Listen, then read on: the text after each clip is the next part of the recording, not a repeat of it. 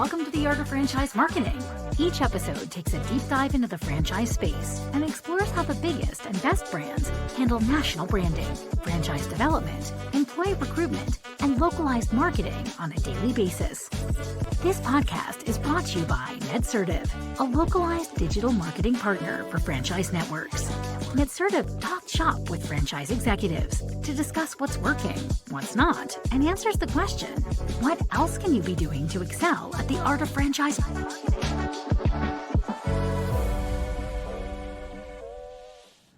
Hello, and welcome to the Art of Franchise Marketing podcast. I'm your host, Erin Martin, and this episode is brought to you by NetSertive. Today, our guest is Leah Pincus, the Franchise Marketing Coordinator for Deer Development, a mosquito, tick, and deer control service with 14 locations. Leah, thanks for joining us. Thank you so much for having me. I'm so excited. And before we jump in, can you give our listeners some background and just tell us more about your role at Deer and sure. what you do?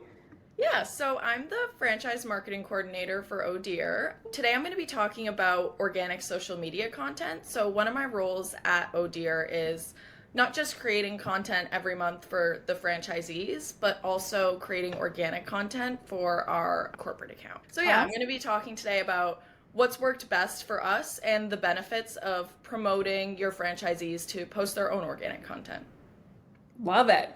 And I guess to start, I was actually talking to a marketer yesterday about getting the foundations right and making the decisions at the strategic level of what your customer cares about to be able to have a strong content strategy and development, because then everything can flow from there. So for you guys, where do you start when it comes to that content strategy and development? Yeah, so with our content strategy, what we really do is trial and error. So whatever performs best organic content wise, we then continue to duplicate that and continue working with that. Things that have worked best for us are dogs. People love dogs.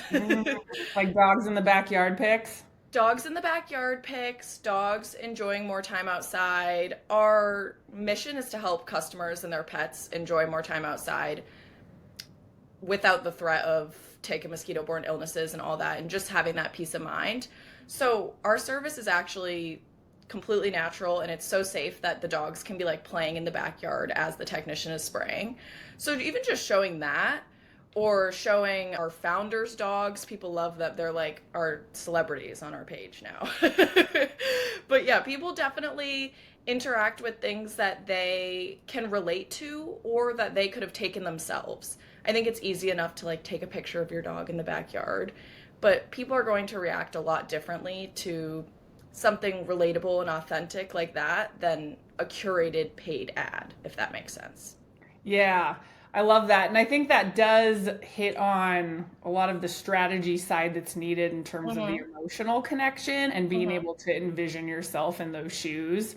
Yeah. There's a lot of examples where I've seen images make an impact in advertising in terms of which one resonates or not. We have a health and beauty brand where I remember there's like a technician versus like actually seeing the end result. And it was like the end result was way more impactful. And it's always whatever you don't think it is. Like, I feel like it can be frustrating because you're like, oh, this is so much prettier, or this, I spent a lot of time on Canva curating this or something. But the piece that you take just on your phone in the backyard is always going to do better. So it can be frustrating, but it also like underlines the simplicity of how easy it is to do organic content and how quick and not time consuming. It's also free. Like, it's literally free marketing. So that's another benefit. But I would say another part of the strategy would be to show how you, as like your team, live your brand values. So like our brand value is to enjoy more time outside and to help our customers enjoy more time outside. But they also love to see that we want to enjoy more time outside too. And that's important to us. So like we try to show the ways that our franchise owners enjoy more time outside, our development team, our founders, everything like that. When you're encouraging your franchisees to post their own organic social media content, this is something that the home office or corporate, they can't do this for you. This is something that you have to take the initiative to do on your own, because when you're doing it and you're a local member of the community, like it's way more authentic and people can say, oh, I've been there, or oh, I live in that town, and stuff like that. And it really helps you set yourself apart from your competitors because, for example, we're in the pest control industry and there's like a million pest control companies. And so if you look at all their different social medias, it's a lot of like static, curated content that's selling you something. Whereas we try to make it more like building a community on there. So like we do like funny reels of the dogs or like stuff like that. And it just helps you to build a community within your followers because I think regardless of generation, if you're scrolling on your social media feed and you see an ad that's like AI generated trying to sell you something, you're just going to scroll right past it. But if you see something like silly or relatable, you're going to take a second and look at it. And then you talked about test and learn. What's your approach Yeah. for test and learn given, I don't know, it's weird. It's like sometimes you think that you'll have something that Mm-hmm. people really love and engage with, or maybe it was posted at the wrong time, or Yeah. something else was going on in the industry. Like, how do you actually, Account. what's successful versus what's an outside factor? Yeah, obviously there's no way to measure every outside factor, and that's something that can be super frustrating with social media because also like algorithms play into it, and those are always changing and stuff like that. But I would just say don't get discouraged, and if maybe you thought a post was going to be amazing and it got 2 likes, like it doesn't mean it's not amazing. There could be other things like it's a holiday week and people aren't on their phone or something like that. But the way that we track which ones perform best, we use a platform called Promo Republic. And so on there, I can see what pieces of content perform best each month. And I can see which ones were sent to other people the most, which ones got the most engagement, which ones got the most reach. And so just using that as a reference point, and you can also always try again. If you thought that something was going to be great and maybe it didn't get the reaction you wanted, but you still think it's great, then try again. Yeah. And how do you come up with these ideas then or best know the customer? It sounds like there's a lot of your own company values and ethos infused into it, but then how do you dig into the customer side and what they care about? Yeah, for sure. I think just seeing what they interact with the most. So they'll comment on our stuff or like it or share it to their own page. That's a sign that they really engage with it and want to share it with others. I would say sharing is a big one for us. It's funny because all of our franchise owners are members of the community. So we have all locally owned and operated locations. So we don't have any absentee owners. So it's funny because they'll actually hear things from other people in the community that follow them. So, for example, our founder goes to CrossFit every morning. So he has his whole like CrossFit friend group. And they are always like, oh my God, we loved this video of the dogs on the social media. So a lot of our customers are pet owners. So a lot of them just talking with our sales team and with our customer service reps, they've expressed to us a ton. This is gonna sound bad, but like people sometimes care more about their dogs like than Oh, their yeah. than their kids. Like I feel bad saying that, but like it's especially people that don't have kids and just have Yeah, dogs. they're Those are fur their babies. children. Yeah, exactly. So that's another thing that like the sales team has shared with us. Lean into the dog stuff because people really do care about that. So because we're located in New England, there's ticks everywhere. So every dog owner has struggled with ticks. So you can see in this first one, just like showing what that might look like. So having an educational component as well. The second one is just like our founder with a dog. So showing that he's a dog lover and that value hasn't changed. And this is the founder's dog, Clover. She's so cute. But even just having the subtle branding in the background for increased consumer awareness and stuff like that is a great way to optimize your organic content even more. Yeah.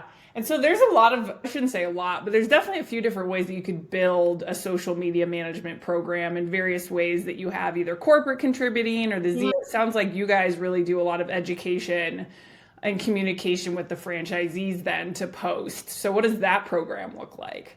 So how do we encourage the franchisees to post? Yeah, and educate them on Yeah, so let me how show to you. not post the wrong things. Yeah, yeah. So we do have like brand guidelines and stuff that obviously like when they're posting on their own, they have to uphold. But because our franchise owners are very much operations focused, I think it can be difficult to get across the value of organic content, because the last thing that they're thinking about is social media. And I think that a lot of people just go, oh, I hate social media, I don't want to do it.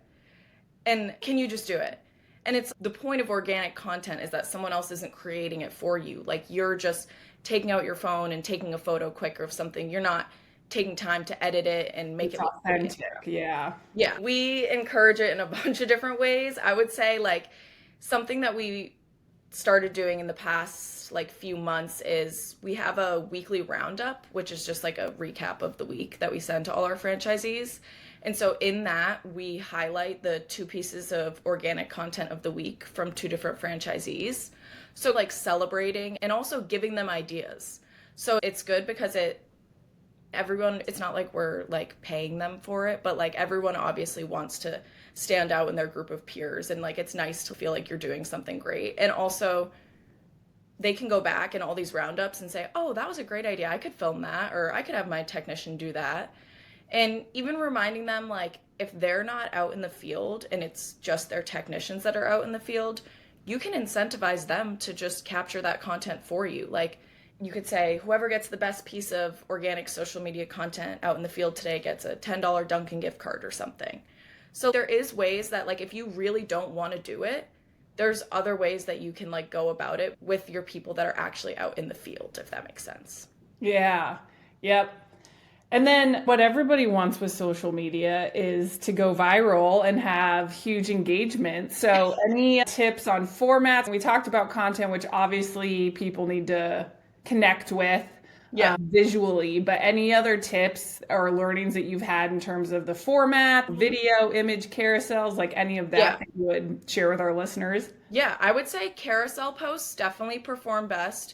Carousel posts of organic content. So maybe a slideshow of all the different vacation spots you went this summer, or all just photos that you've taken. That's something that people call it like a social media dump, like something like that performs best because it's fun. It's fun to scroll through, and it's also, it keeps you engaged.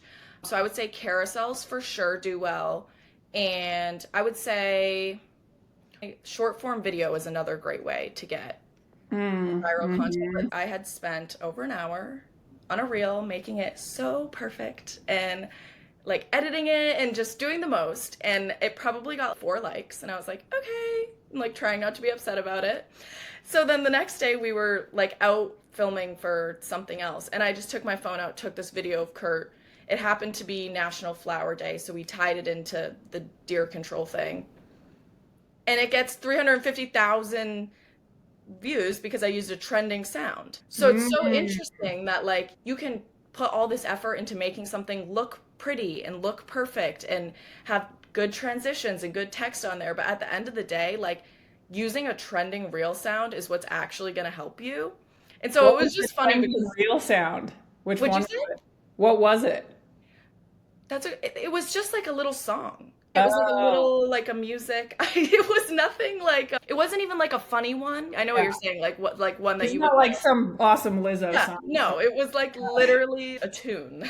So yeah, that's something else. If you scroll through your Reels page and you see next to the sound like a little up arrow, that means that it's trending right now. And if you click on the sound to use it, it should usually tell you at the top that it's trending.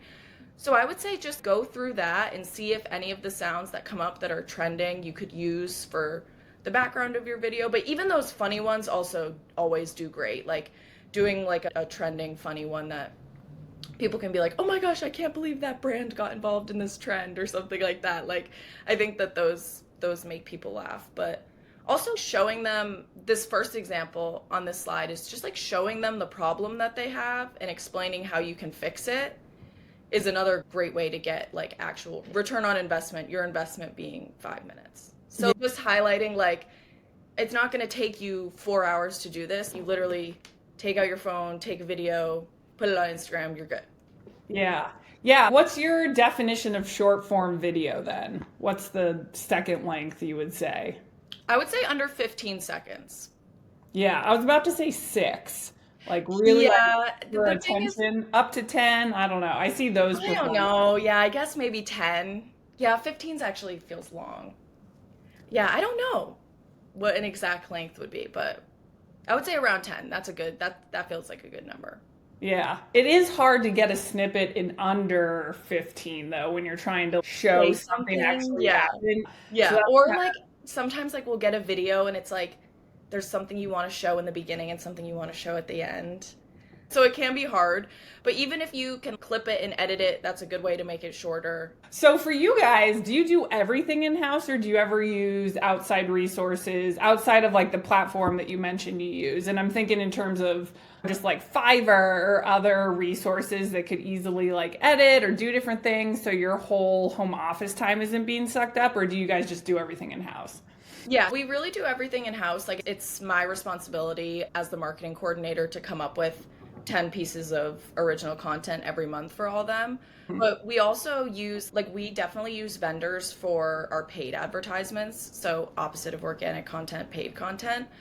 But yeah, so I'm making that curated content for them in-house, and I'm doing the corporate's organic content in-house. And then they have the responsibility to add organic content to their locations page as their own. So they each have their own locations page on social media.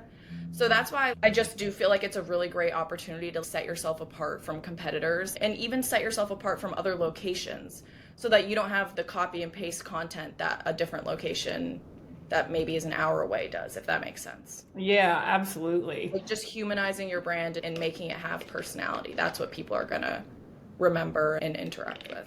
Yeah.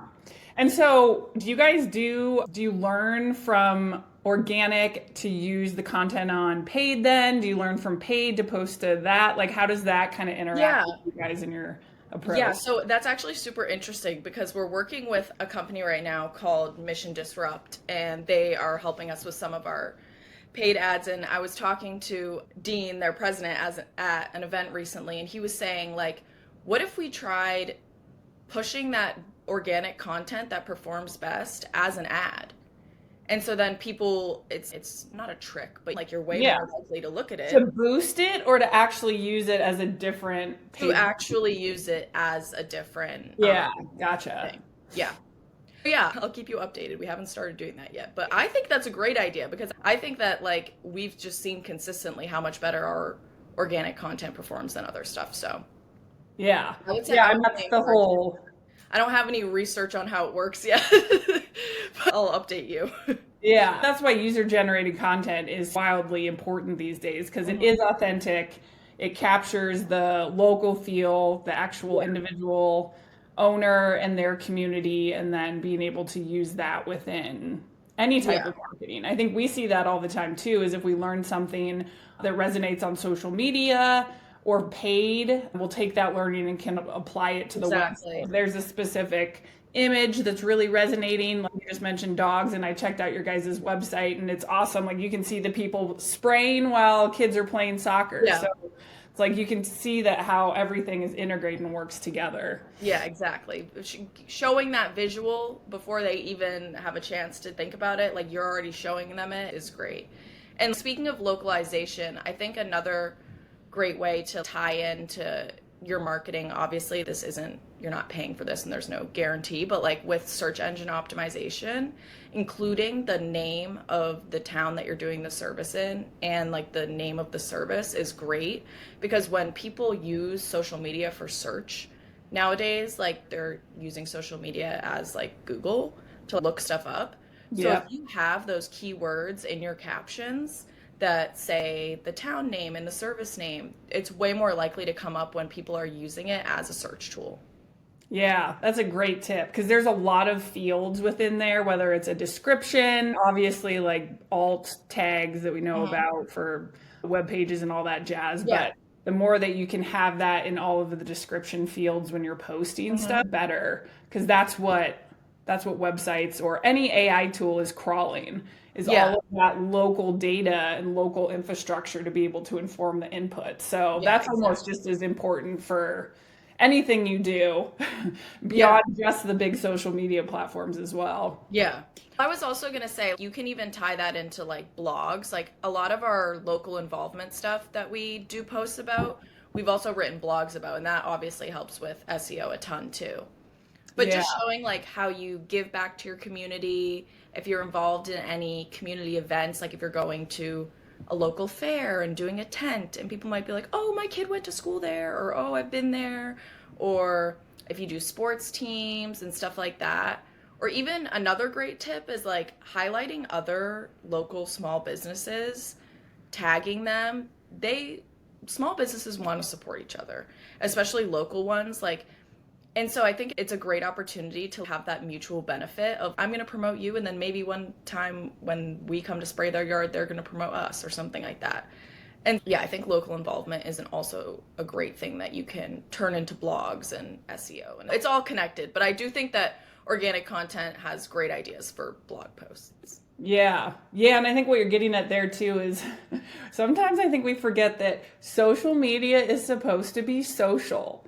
Like we get in this post, us, talk about Yep. ourselves, Yep. post, like this outward, and it's like, it's Yep. actually built for interaction For and like, community. Yeah. yeah, networking. Like Hmm. online networking is social media. So telling Exactly. people, I think that's one of the big trends that we see working really well too, is Hmm. highlighting other people, other Yeah. businesses. That's what make it social. Yeah, we even have like one of our franchise owners, Josh from Central Virginia. He's amazing he's like our poster child of organic content. He does such a good job. And he posted the other day, he goes to a local business group.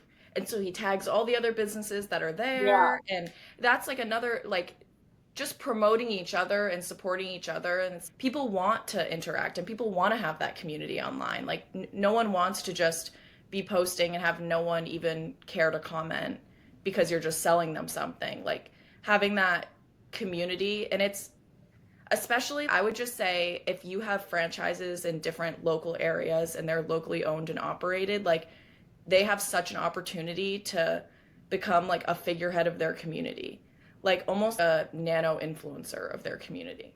Yeah, love that. So true.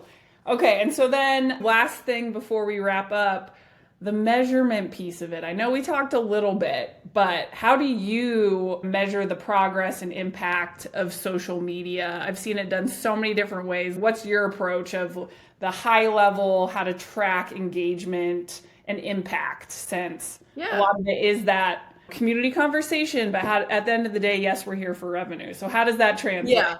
No, I think that's something that it can be super difficult because it can be difficult to promote other people doing it because there's not really a way to say, hey, this post that I made of my dog in the backyard got me 2 new sales. Because people aren't going to call and say, hey, I saw this one social media reel and it made me laugh. So then so it is difficult because it like ties into everything. I think like what can set you apart from your competitors is having that brand personality and having that localization and being a part of the community and like showing that. And I think that I honestly can't say, oh, this is how we measure it and this is exactly our return on investment for the amount of time that it took. But it does really just, I would say, make an impact on people feeling connected to the brand being humanized and people feeling like they're a part of it. They're a part of the community and that they're a part of Oh Dear, if that makes sense. Yeah, definitely.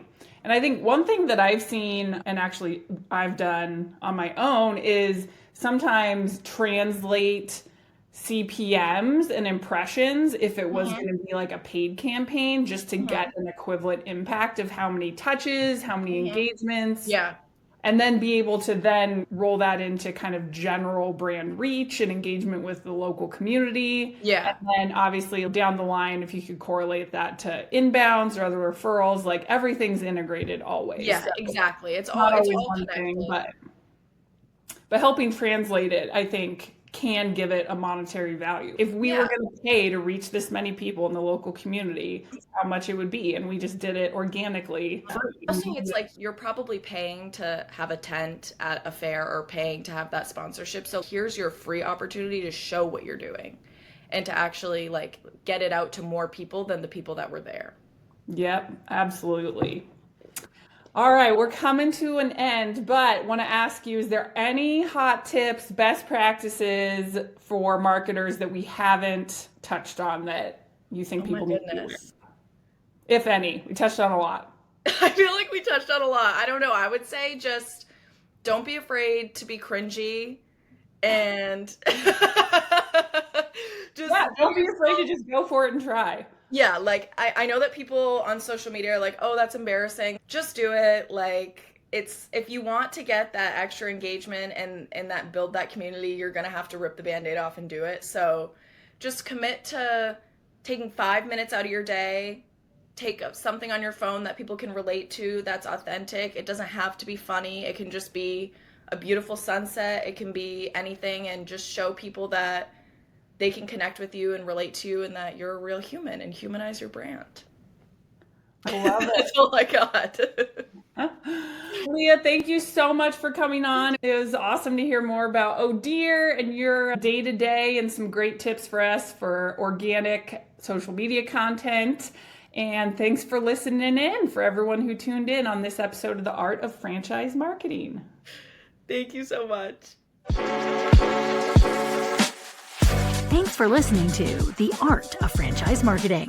This show is brought to you by NetCertive. We help franchise brands and multi-location businesses run localized digital marketing at scale. To learn more, visit netcertive.com.